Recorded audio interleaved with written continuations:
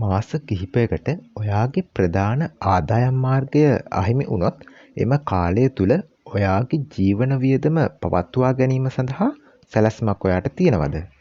මෙය බොහෝ විට ඔයාගේ ව්‍යාපාරයේ වැටීමක්, ඔයාගේ රැකියාවෙන් ඉවත්වීමට සිදුවීමක් හෝ ඔයාගේ රෝගී තත්ත්වයක් නිසා හෝ මේ කුමන ආකාරයේ දෙයක් නිසා සිද්ධ වෙන දෙයක් වෙන්න පුළුවන්. කෙසේ වුවත් මෙසේ ඔයාගේ ආදායම් අවහිර වුණත් ඔයාගේ වියදම් ඉවර වෙන්නේ නැහැ. මෙම තත්ත්වයන් තුළ ඔයා විශාල මූල්‍ය අර්බුදයන්ට ලක් වෙනවා. මෙහිදී ඔයාගේ තැන්පතු ධනය ලබා ගැනීම, ඒ වගේම ඔයාගේ වත්කම් විකිණීම හෝ අධික පොලි අනුපාත යටතේ ණය මුදල් පවා ලබා ගන්න සිදු වෙන්න පුළුවන්. ඔව්, මේ ප්‍රශ්නයට ලෝකයේ පිළිගත් විසඳුමක් විදියට ඉමර්ජන්සි ෆන්ඩ්, එසේත් නැතිනම් හදිසි ආපදා අරමුදල කියන කන්සෙප්ට් එක හඳුන්වලා දීලා තියෙනවා. මෙහිදී ඔයාගේ වත්කම් වලට හානි නොකර ඔයා පෙර සිටම මෙවැනි අර්බුදයන්ට සූදානම් වීම සිදු වෙනවා. එහෙනම් මෙම වටිනා වීඩියෝවට යන්න කලින් මාව සබ්ස්ක්‍රයිබ් කරලා තියාගන්න කියලා ඔයාලගෙන් ඉල්ලනවා. මොකද මේ මූල්‍ය දැනුම ඔයාලගේ ජීවිතේ සාර්ථකත්වයේ උදෙසා ඉතා වැදගත් වෙනවා. ධනවතෙක් වීම සඳහා ඔයා ගොඩක් මුදල් ඉපයීම පමණක් ප්‍රමාණවත් වෙන්නේ නැහැ. මොකද මිලියන ගණන් උපයන අය පවා පසුකාලීනව බංකොලොත් වෙලා තියෙනවා. ඒක නිසා අඩු ආදායමක් ලබන කෙනෙකුට වුණත් හොඳ මූල්‍ය විනයක් තියෙනවා නම් ධනවතෙක් වෙන්න පුළුවන්.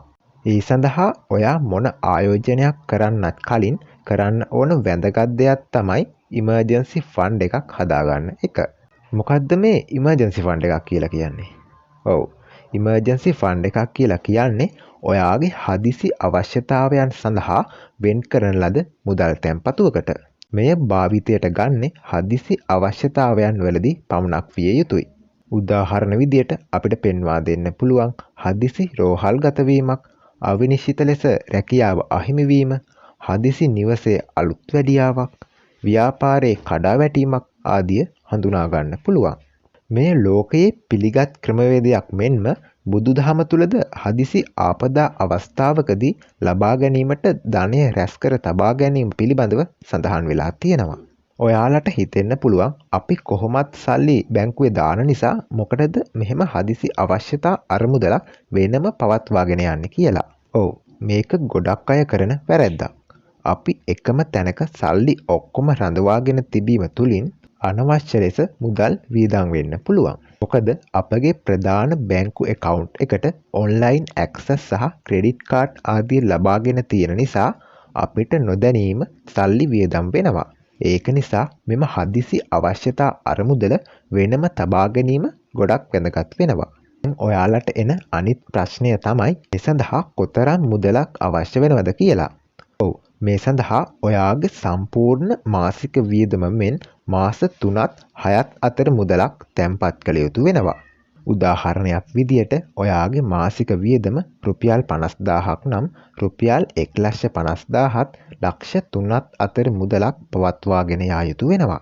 මෙම අරමුදල තිබීම තුළින් ඔයාගේ අනාගත ඉලක්ක වෙත නොබියව ගමන් කරන්න පුළුවන්. ඉමර්ජන්සි ෆන්ඩ් එකක් නිර්මාණය කර ගැනීම සඳහා මූලික පියවර ලෙස ඔයා මන්ත්ලි බජට් එකක් හදාගන්න වෙනවා.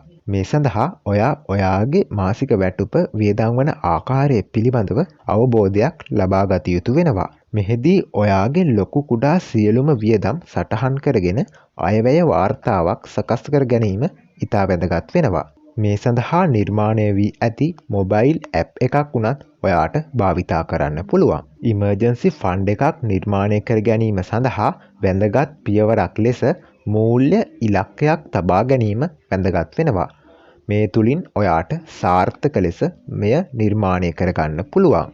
එසේම ඔයාගේ මාසික වැටුපෙන් කොටසක් පුරුද්දක් ලෙස ඉමර්ජන්සි ෆන්ඩ් එක සඳහා යොදවන්න. මේ තුලින් ඉතා සාර්ථක ලෙස මෙම අරමුදල නිර්මාණය කරගන්න පුළුවන්.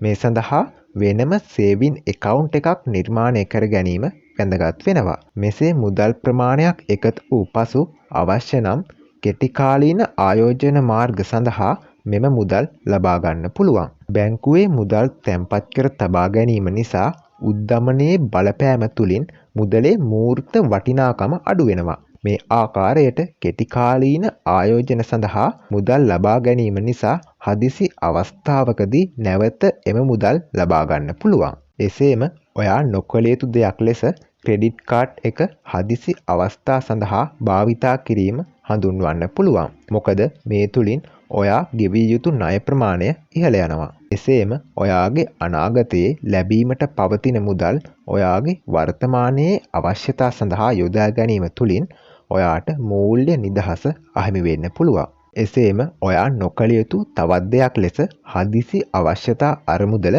ඔයාගේ වෙනත් ආශාවන් සඳහා යොදා ගැනීම හඳුන්වන්න පුළුවන්. අපිට උදාහරණයක් විදියට පෙන්වා දෙන්න පුළුවන්. කෙනෙක් ඉමර්ජන්සි account එකේ මුදල් භාවිතා කරමින් අලුත් ෆෝන් එකක් මිලදී ගැනීම.